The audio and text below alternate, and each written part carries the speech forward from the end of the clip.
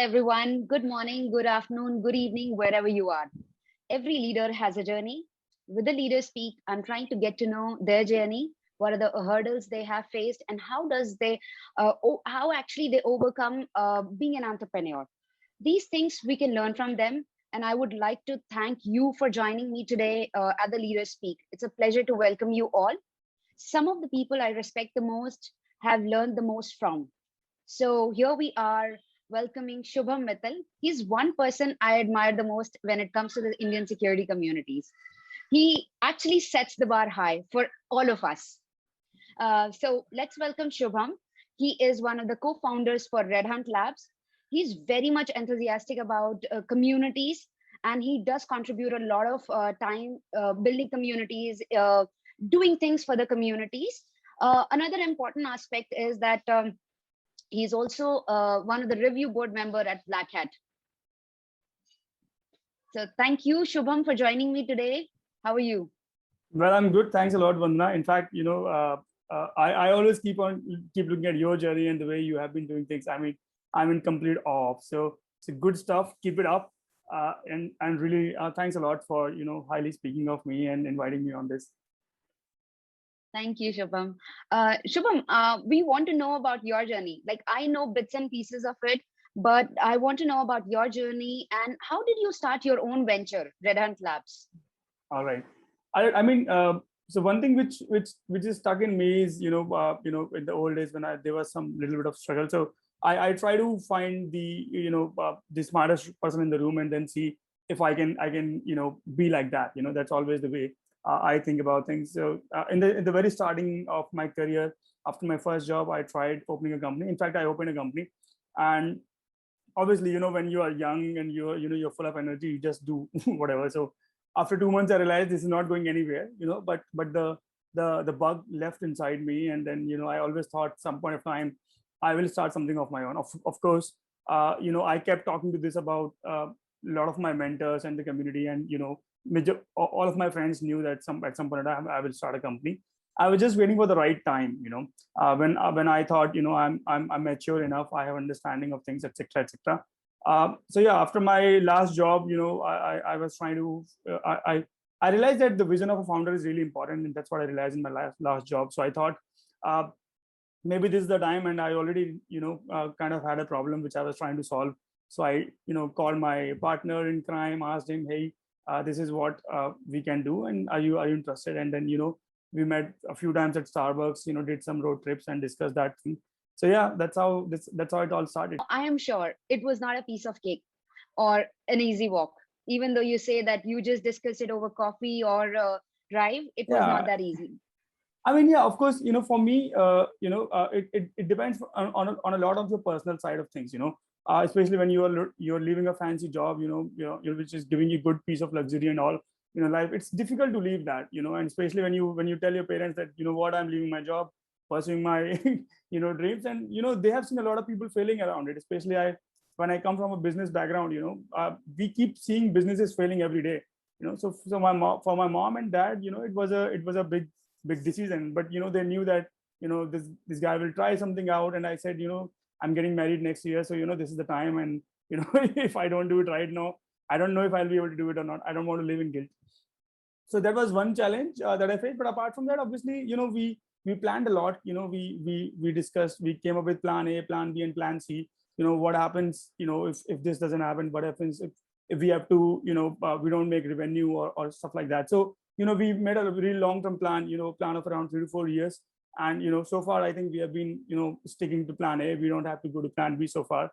So yeah, I mean, long discussions. I think we took somewhere around 6 to 7 months from the initial idea to finalizing and making a, decision on top of it. Obviously, I had a huge help from the community as well.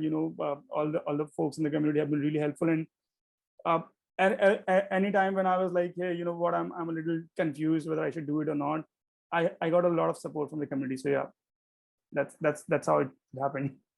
Yeah, I'm sure the way that you are going, like, you should have all the plans in place. Yeah. You never know when it fails, but I'm glad that you have to stick with the plan A. Yeah, I mean, we are lucky so far. to be honest. Yeah. I strongly believe that when I started my career, you always believe the idea is the most important thing, and you're very cozy about your idea, and you're like, I won't share it with anybody, they might copy and stuff. But when you Correct. grow, when you see the industry moving on, you realize it's all right. People ultimately will make things what you're making. So don't be shy about it. Talk about it, and rather the most important thing is the execution. So you might have $1 billion idea, but if you don't execute it well, it doesn't matter. Right. Absolutely. Now, when you're doing all of this, I'm sure there are hurdles that come across your way, or there are challenges that you face in your day-to-day life. So, how do you start your day? What are the hurdles that come in, and how do you tackle them? Being an entrepreneur. Well, generally how it works is, you can try to be as systematic as possible, but it never works out. Ultimately, all it comes down to prioritization. So you have to look at the problem at hand and see what is the best solution out there. The major challenges, I mean, in the starting, the major challenge is always around the cycle. You're trying to get more revenue, and then you want to grow your team as well, but it's kind of a deadlock situation. Both depends on each other. So you have to break through that cycle, make initial some contracts, make some revenue, and then eventually grow a team. One of the major challenges that I faced, because I've been a tech person, and I know some bits and pieces around the management, and also hiring around the tech people, the security people, and the devs, and the research people was still fine with me. But when it comes to hiring for sales and marketing, those are the areas which are, tech people don't really go much lot into it, especially uh, the kind of businesses I have seen. There are factories and godowns. They don't do stuff like this. So that's where I think there was some problem. I mean, some struggles that we faced. We did not know what questions to ask and how to hire an HR. Who actually hires you.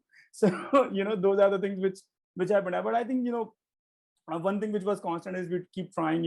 I remember working a lot of late nights. Working without weekends, etc. So yeah, I mean, it all gets solved eventually. How does the typical day look like? I generally start with the day with a strong tea, and that's like an inevitable thing for me. I can't really imagine my day starting without a tea. So no matter what, I might skip a scrum call, but I can't really skip a tea. So that's how it starts. Then I go uh, try to get on the scrum call, and then understand what is happening.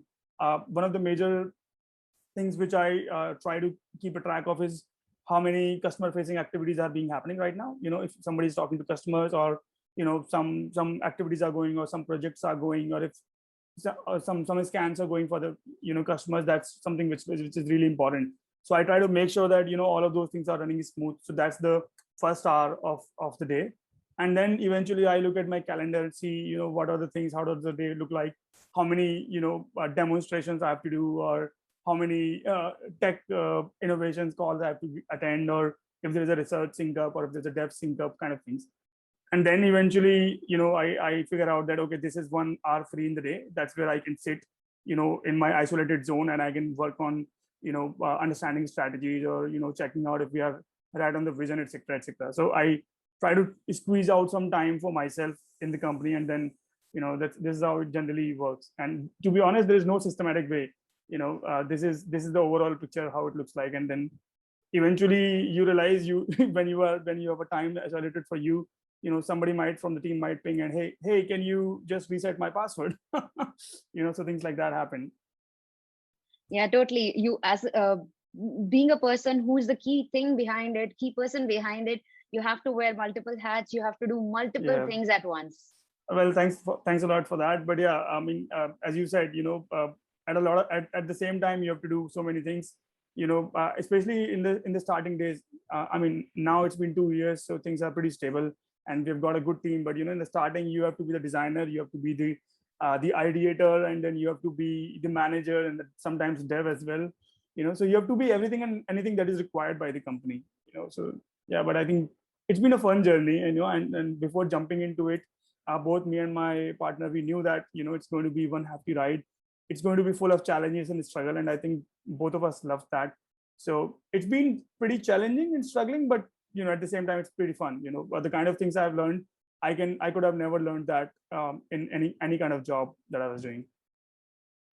Yeah, and I want to know about those learnings that you've got. Like, if you were teaching your mentee, or you're sharing those learnings with the people who are juniors to you, who want to start their venture?